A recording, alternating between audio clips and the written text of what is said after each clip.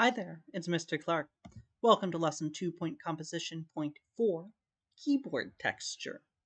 So again, we're working with Merrily We Roll Along, and we currently have a basic keyboard setting of the tune.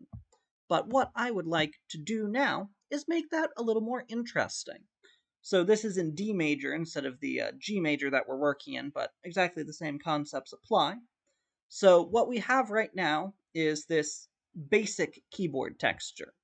And it sounds like this. I would play it, but it is too early in the morning to be playing keyboard right now. So.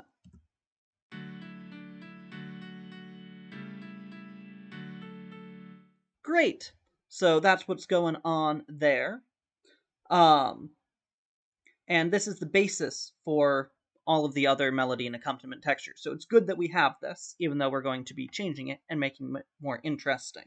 So I've given you 3 different choices for your keyboard texture. Here is what's called a stride piano texture, where the left hand alternates the bass note and chords. So you'll have multiple things per bar, but this is all part of a one chord. You have a bass line, and then chord, bass line, chord, bass line, chord, bass line, chord. You could do that even faster. The faster you do it, the more difficult it is. The more hand jumping around there is, the more difficult it is. This is a very popular accompaniment style in ragtime, but here it is for Merrily We Roll Along, which is not generally a ragtime tune.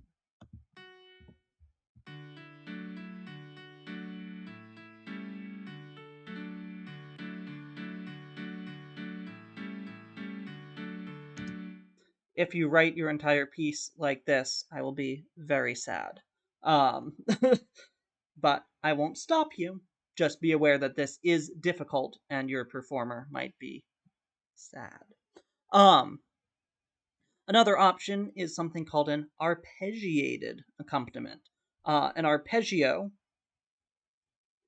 is chord tones that don't happen simultaneously. So this is a chord, and then this would be more of an arpeggio because you're using all the notes of the chord, but one after the other instead of all together at the same time.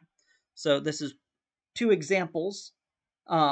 This one I've just gone up for each chord. This one, some up and down, some fun motion. There isn't like one right way to do it as long as you're moving between the different chord tones. That would be some sort of arpeggiated accompaniment.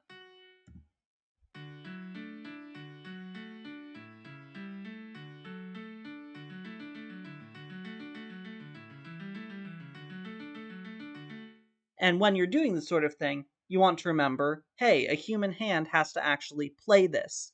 I'm recording these videos in the summer. I hope that you will have access to keyboards during the year. I'm not expecting you to be able to play both hands together or at tempo or anything, but if you're writing stuff that's like jumping all around, then, check that. Make sure that it's reasonable to play with a human hand.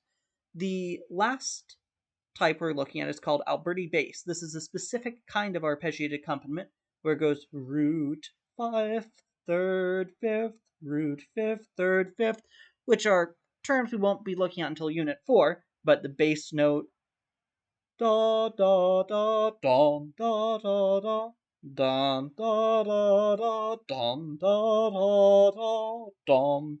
This sort of pattern where it starts on the bass note, skips one, goes up to the second one, back to first, back to second, boom, boom, boom, boom, boom, boom, boom, boom. If you have questions about how to construct this for yours, just let me know.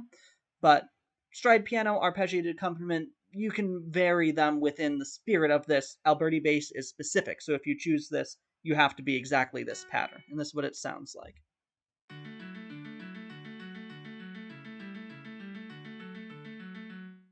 The only variation you could do is make these eighth notes da da da da da da da da instead of 16th notes. That's the only variation that you can have there.